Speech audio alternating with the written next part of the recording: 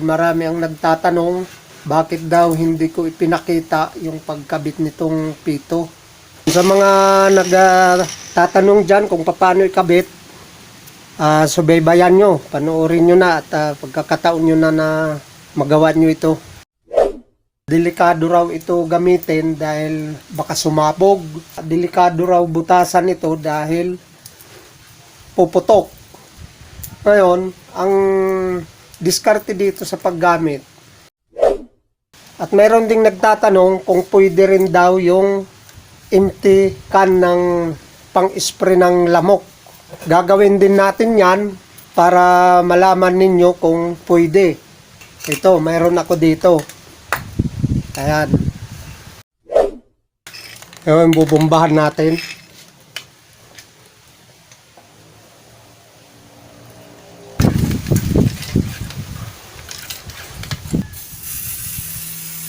Ayan, magandang bugan niya. Dito naman tayo sa isa. Testingin natin.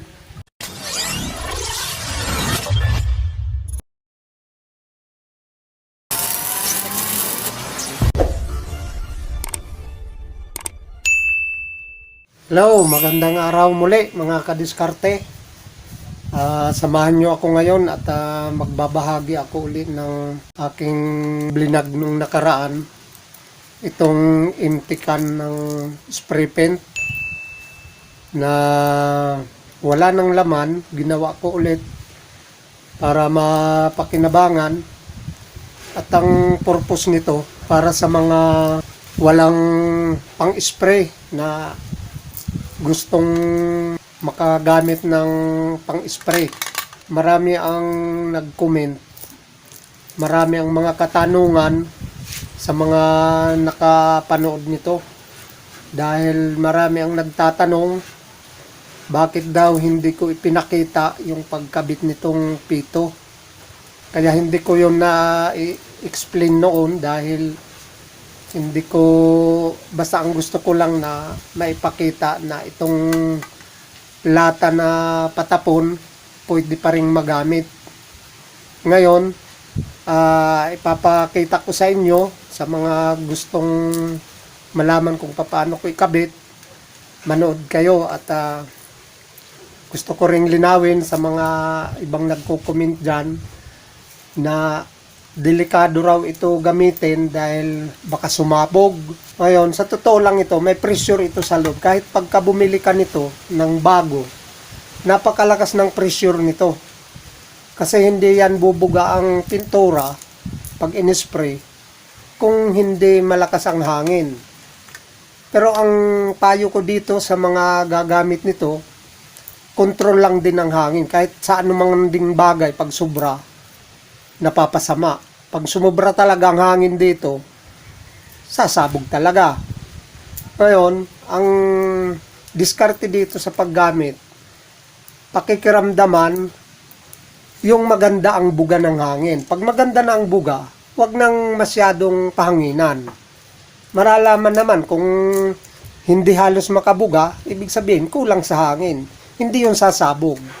Kaya linilinaw ko sa mga nagko-comment na delikado raw ito gamitin dahil sasabog. Depende yan sa pagkontrol. Ngayon, meron ding nagko-comment na delikado raw butasan ito dahil puputok.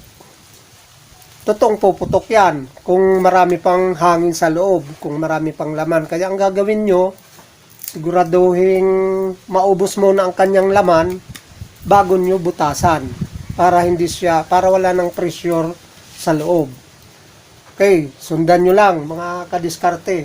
Sa mga gustong matuto dyan, magagamit nyo ito lalo na yung mga nasa liblib na lugar. Yung iba naman nagko-comment bakit daw nagpapakahirap pag gumawa nito, magbubomba pa, ba't hindi na lang daw bumili ng compressor na pang-spray. Ang purpose nga nito sa mga nasa mga liblib na lugar na hindi kaya bumili ng compressor na ganitong sinasabi ng iba. Ayan, itong ganitong pang-spray ito, compressor. eh mahal yan. Mas maganda nga yan kung mayroon kasi maginhawa gamitin. Pero ang pinapakita ko, yung isinishare ko, yung walang ganon na gustong magamit ang ganito. Isinishare ko lang. Yung iba naman, nag-question sila, bakit daw dito ikinakabit ang pito? Bakit daw hindi dito sa gilid?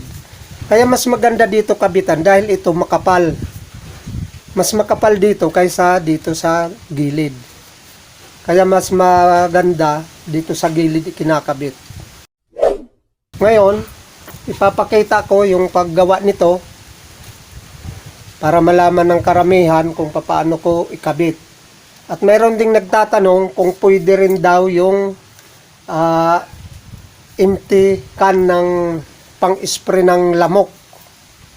Kaya gagawin din natin yan para malaman ninyo kung pwede. Ito, mayroon ako dito. Ayan. Sa tingin ko pwede, pero susubukan natin. Ang kagandahan naman nito, mas marami ang hangin kaysa dito. Ngayon, kung maglalagay kayo ng pintura, halimbawa sa ganito, kung maglalagay ng pintura, huwag masyadong punuin. Kasi pag pinuno ito, mapapadalas yung pagbumban nyo, paglagay ng hangin, dahil konti na lang ang hangin na may stock. Pwedeng kalahati lang siya para marami-rami ang stock na hangin. Ganun lang ang teknik nito. Bale, ito ang pito natin. Pito ng gulong. Ngayon, puputulin lang itong pinakaulon niya. Pinuputol yan. May thread naman siya, full thread siya eh. Putulin natin ito.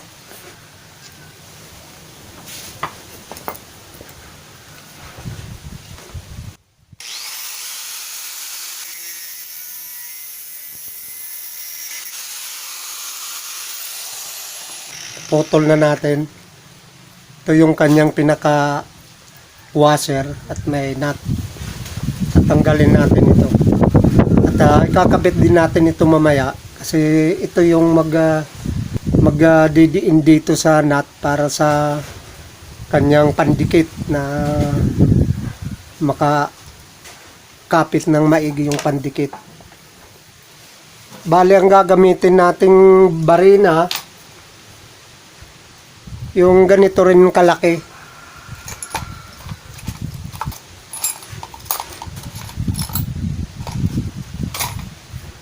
Ito. Di ko lang tiyak kung anong size ito. Palagay ko ito nasa mga 5'8". Yan. Ayun ang gagawin dito sa naputulan, medyo tutulisin siya para maka-intras siya sa butas.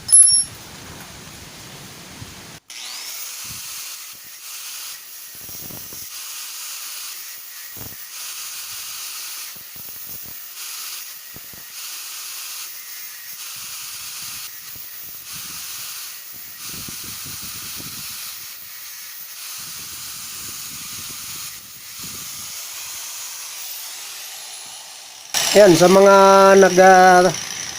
tatanong dyan kung paano ikabit, subaybayan nyo, panoorin nyo na at pagkakataon nyo na magawa nyo ito.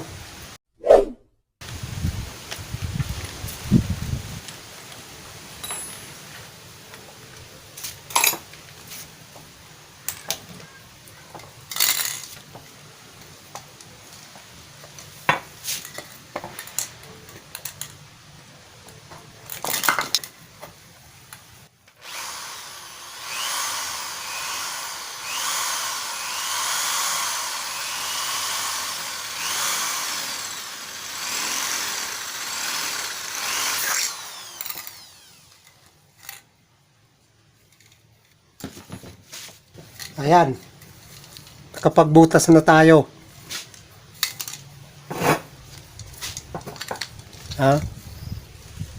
Titread natin ito.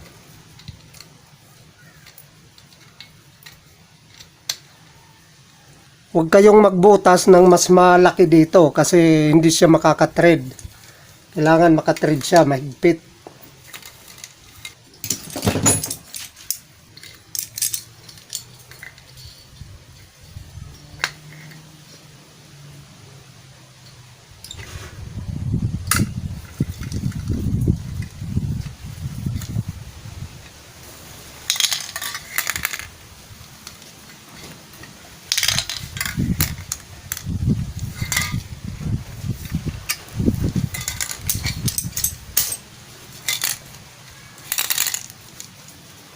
Ayan, may thread na siya. Ngayon, ang gagawin, sasabayan siya ng pandikit para kumapit siya at walang singaw. Ito ang gamit ko. Ito yung kanyang washer. Washer ng pito. Pag inilagay natin yan dyan, tapos may pandikit sa loob. Ang pandikit niya may didiin siya, naka-permis. Ayan. Pero mas maganda kung bago ilagay ang pito, lilihain muna natin, tanggalin muna natin ito at lilihain para gumaspang, para maganda ang kapit.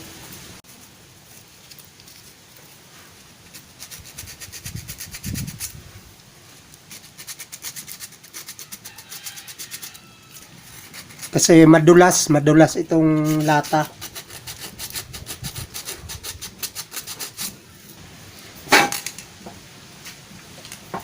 Ayan. Balik, konti na ang laman nito. At hindi naman kailangan ng marami ang pandikit niyan. Basta't malagyan, okay na. Madali lang ito matuyo. 3 minuto, tuyo na. Paglagay nito, pantay. Parehas ang dami.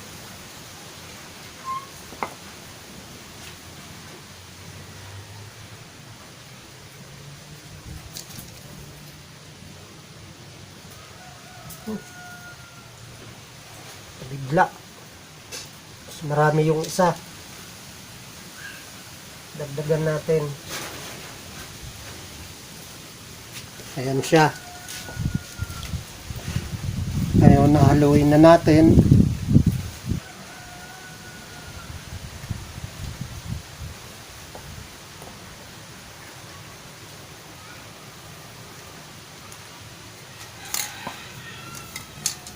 Lagyan natin ng kaunti muna sa labi. Tapos, lalagyan natin yung kanyang thread.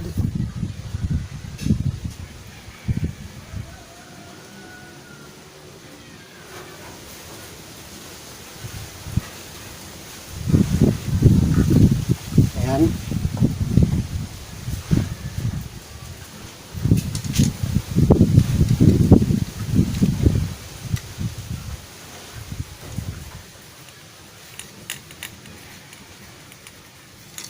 Ayan, naka-thread na siya. Tapos lagyan din natin sa ibabaw. Ayan.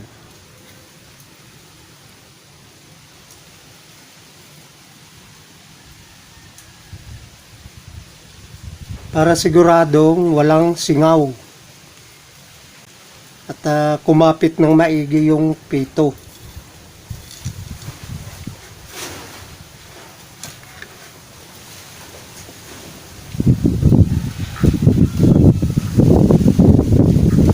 Ngayon, matutugunan ko na ang inyong mga katanungan. Tapos itong washer, ilalagay dyan. Ayan. Para hindi masayang ang pandikit. Tapos, ang kanyang nut, kakabit na natin.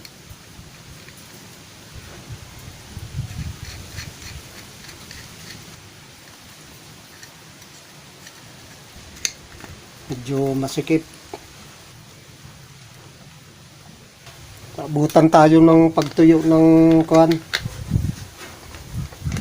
ng epoxy. Sikip.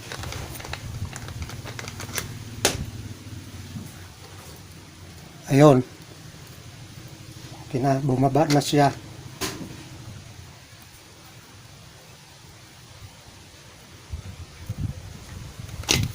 Mang tama lang, medyo tumigas na.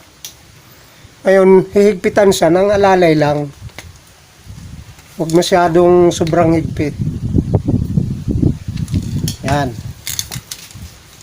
Ayan, okay na siya. Patutuyuin na lang natin. Ngayon, habang nagpapatuyo tayo, magkakabit naman din tayo dito sa isa. Para matesting din natin yung kahilingan ng isa nating taga-subaybay na kung pupwede sa pang-spray ng lamok. Testingin natin mamaya pareho kung alin ang mas maganda gamitin. Ngayon, kulang ako ng pito. Kaya ang gagawin ko, itong una kong ginawa, tatanggalin muna natin ang pito para mailipat dito sa isang pang-spray. Ito yung bagong gawa natin. Yan. Pwede naman yan, ibalik lang ulit.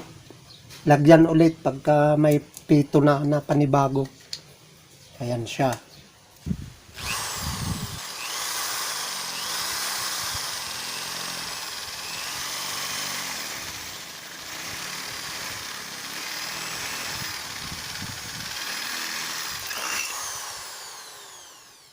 Itong isa na to, wala ng washer. Nut na lang. Pero okay lang yan. Kailangan paglagay, wag matagilid. Kailangan nakasintro.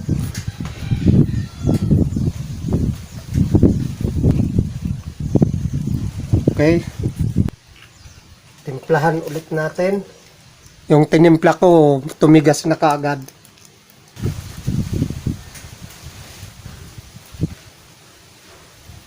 Bali, itong ginagawa natin, pang alternatibo lang ito.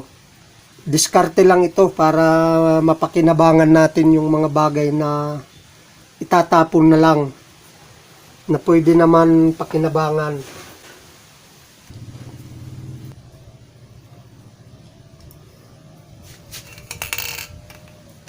Sa susunod mga kadiskarte, antabayanan nyo uli yung aking video. May ibablog pa akong ibang diskarte dito. Dagdag kaalaman. Ayan. Nakalimutan kong lihain. Naikabit ko kaagad. Pero okay lang yan kasi sample lang naman ito. Para maituro ko lang sa inyo yung pamamaraan. Ayan, bali hintay-hintayin lang natin ng mga ilang minuto para matuyo. Kailangan mayroon kayo nitong pangtanggal ng barbula ng pito. Takip lang din ito ng pito. Ayan. Magandang may hawakan. Sa ano naman ito? Sa mga sasakyan. Itong pito na to sa four wheels. Kaya ganito siya. Ayan siya. Oh. Ayan. Sa four wheels na gulong ito. Ngayon, ang takip niyan, parehas lang yan, isa lang. Kaya dito sa ikakabit, para may hawakan. Ayan. Higpitan lang siya para hindi siya maiwan pag nagtanggal ng kuwan dito, ng barbula.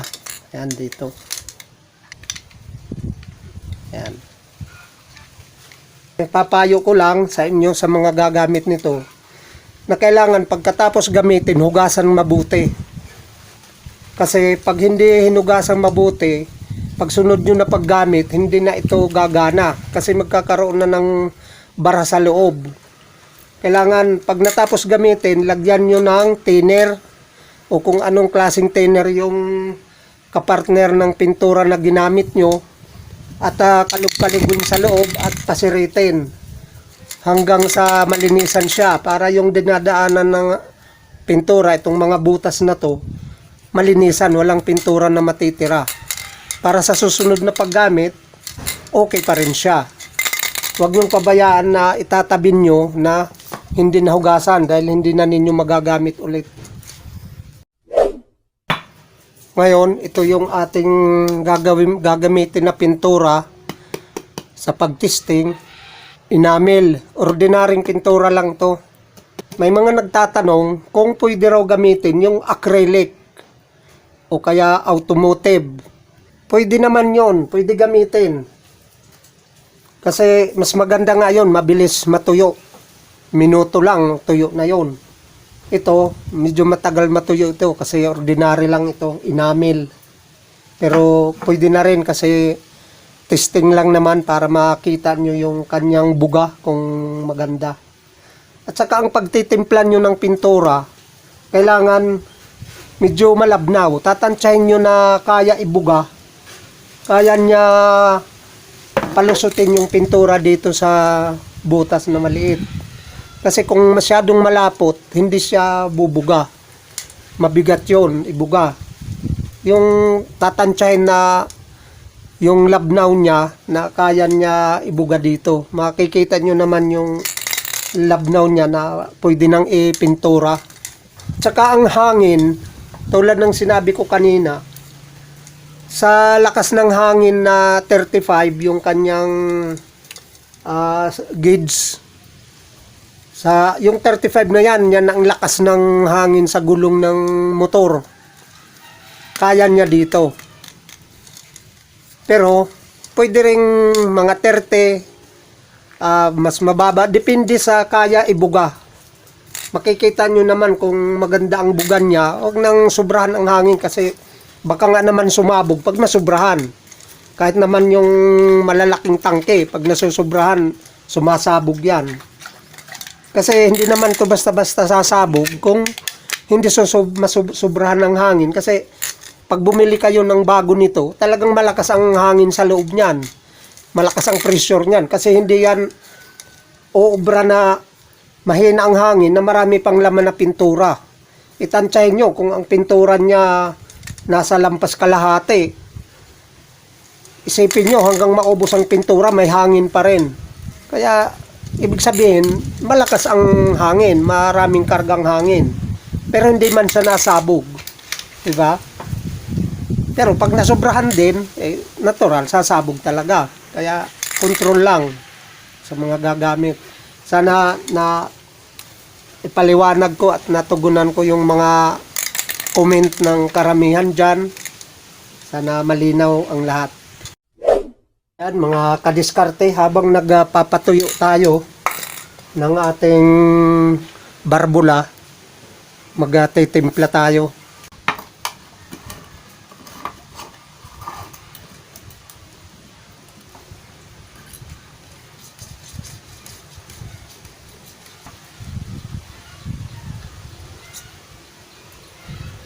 Ayan, huwag masyadong marami kasi lalagyan natin ng thinner, mapupuno ng masyado yung ano. Bali ang titimplahin natin, kaunti lang muna, isang ganito lang. Kasi testing lang naman. Ito yung ating thinner.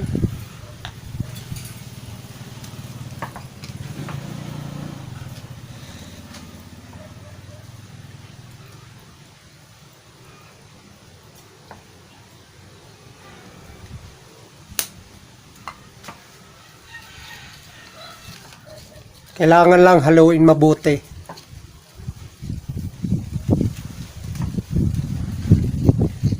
Ayan siya.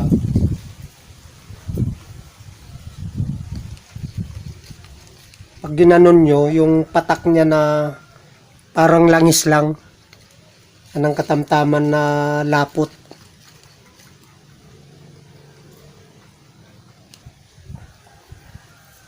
Tapos pwede ring dito na natin ilalagay kasi maliit naman siya. Kasya naman siya dito sa pito. Ngayon kung wala kayong ganito, pwede sa mga ganitong takip ibubutas yung laman ng ballpen, yung tubo ng ballpen na nilalagyan ng tinta. Yun ang ikakabit dito sa ganito, sa takip. Tapos yun ang pinaka daanan ng pagsasalin ng pintura papunta dito. Ayan, yung ganitong laman ng ballpen. Ilalagay sa ganitong takip o kung anong plastic na mayroon kayo. Yan ang ipadadaluyan ng pintura. Ayan, isasalin natin dito. Hindi na natin ito sasalaan kasi bago pa naman ito. Wala namang latak.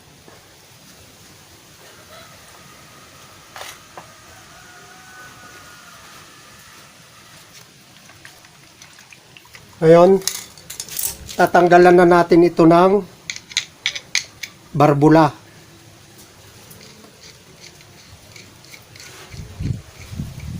Medyo matigas na rin yung kanyang pandikit. 3 minutes lang pandikit na to, matigas na eh.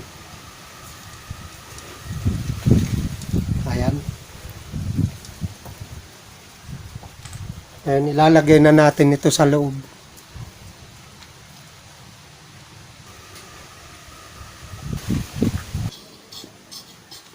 Ayan, wala nang laman. Saka natin ibabalik yung kanyang barbula.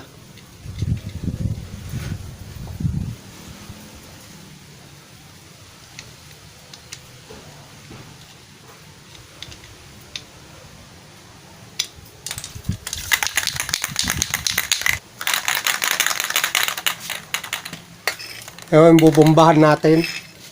Titistingin na natin.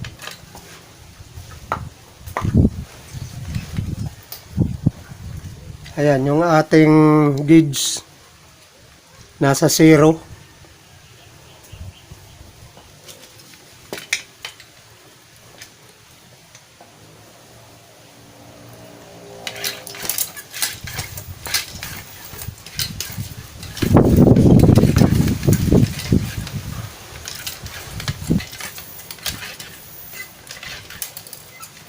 Ayan.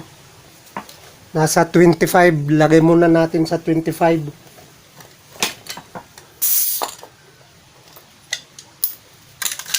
Testingin lang natin kung bumuga na siya.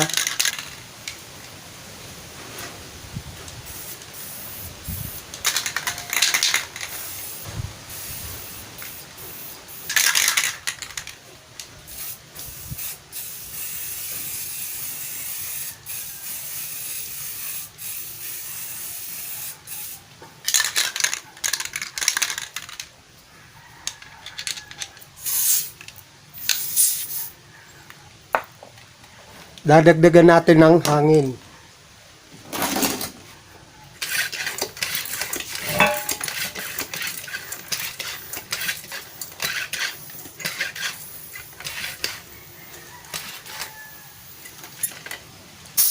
Ayan, nasa 35 siya, 35.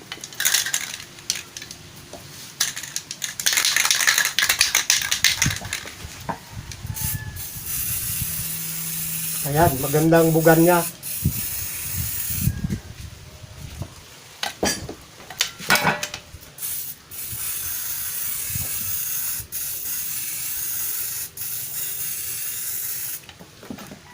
Yan ang bugan niya. Okay naman siya, okay. Pino ang kanyang buga.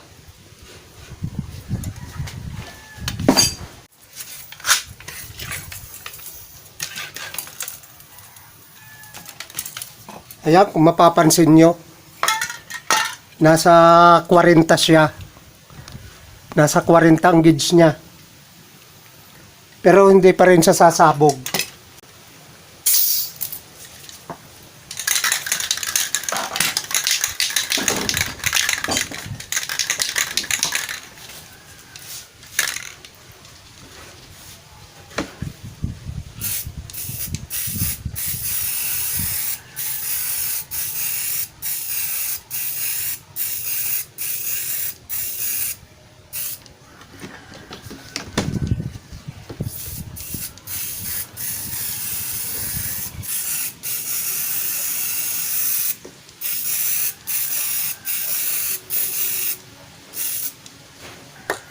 Ganda, maganda ang kanyang buga.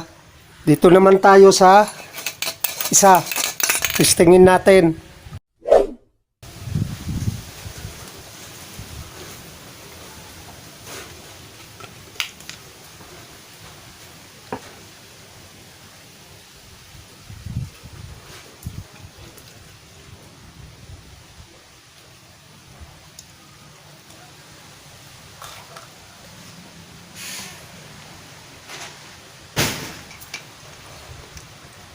Ayan.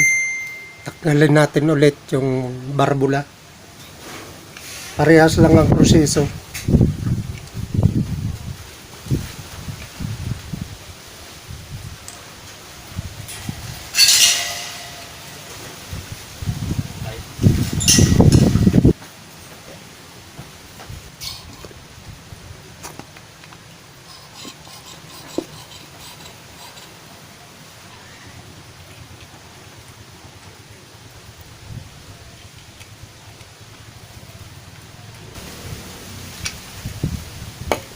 Ngayon, susubukan natin kung uubra yung sa pang-spray sa lamok.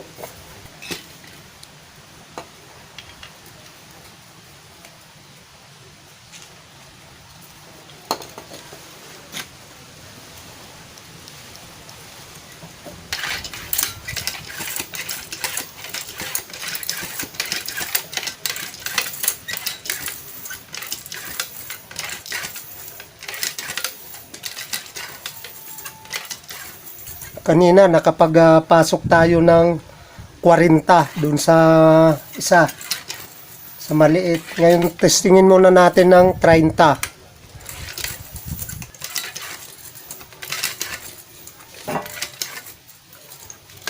Ayan, nasa 30 siya.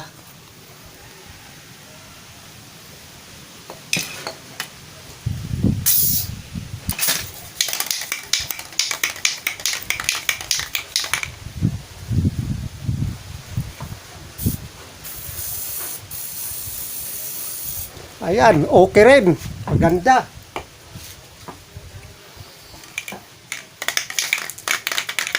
Nasa 30 siya. Maganda rin ang buga. Dadagdagan natin.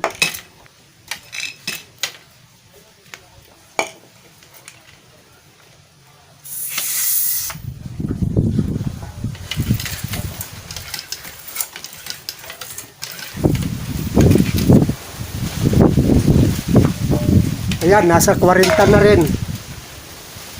Nasa 40 siya.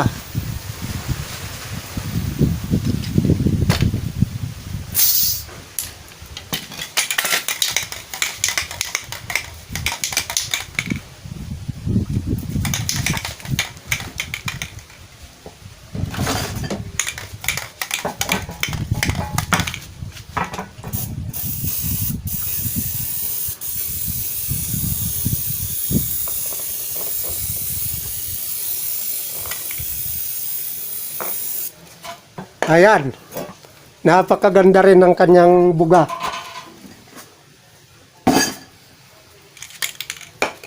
Okay, mga kadiskarte. Siguro nasagot ko na ang inyong mga katanungan. At ganun lang ang diskarte para makagawa kayo ng spray. Pang-spray. Kahit anong klaseng pintura, pwede gamitin dito. Depende lang yan sa inyong pag-timpla. Ayan. Ang ganda ng pinong-pino yung kanyang nagagawang pintura, pagpinturan niya. Walang tulo, walang bukol-bukol.